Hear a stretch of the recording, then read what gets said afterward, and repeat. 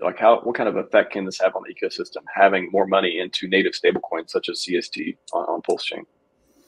Yeah, I mean, there's different risks that come with PulseChain the way it is currently. One of the risks associated with it is the bridge and locking of different coins in different ways by providers of stable coins that don't want to support PulseChain. I think it's fairly obvious at this point, if companies like Circle and Tether were interested in supporting PulseChain, they would have released native coins on PulseChain now, as they've done with other non-Ethereum chains, but EVM chains. And so we can't expect them to come do that. And so the presence of their coins or tokens, sorry, on PulseChain could potentially be a negative if they choose to start blacklisting people who use the bridge, which we've seen happen. We've seen issues with multiple different providers that have VC backing, locking people out of accounts. We've got companies like PayPal who are threatening to have basically an off switch for your stable coins. It's essential on PulseChain that we have an honest broker who's going to give us a stable coin that allows for everybody to interact with it and isn't going to be subject to those different threat vectors.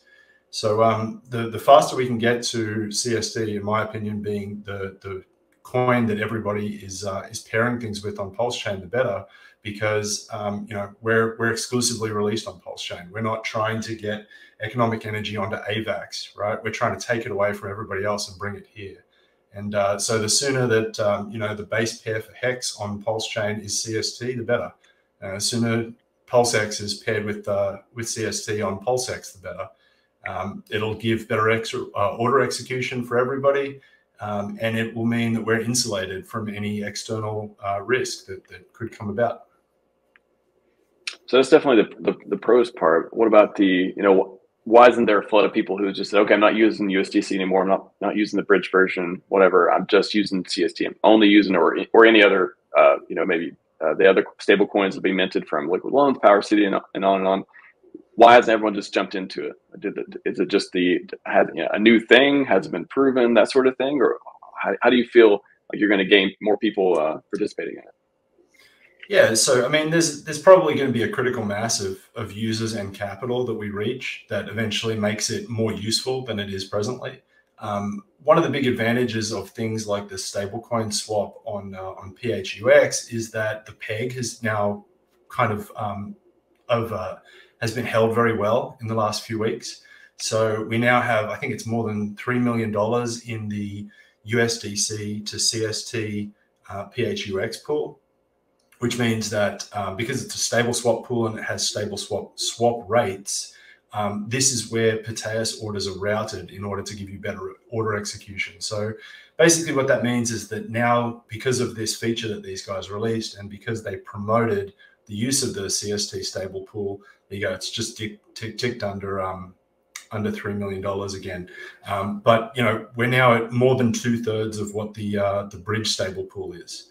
And even though weekends we get a little bit of a dip in traffic, the trend's pretty obvious there that people are starting to use this more and more. So volume going through this particular stable pool swap is great. If we could get more people taking their CST out of this pool actually and putting it onto places like PulseX, that would be even better, because again, the order execution would just get that much better. So the negative right now is just the amount of capital that's in our system, right? We just passed $2 million.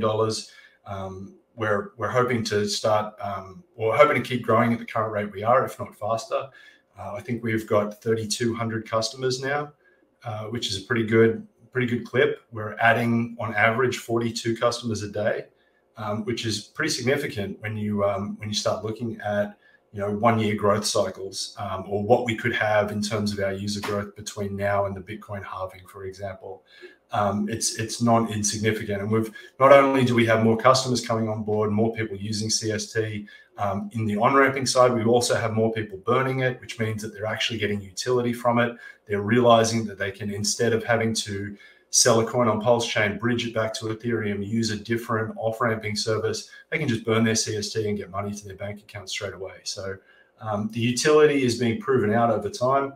The more capital that comes in, the more useful it will become. And hopefully we get some similar to some similar stablecoin pools to CST and bridged USDC when things like liquid loans and and Power Cities stablecoin release. So, hopefully then if we get a stablecoin pool on something like PHUX, you can go between all of these things fairly easily.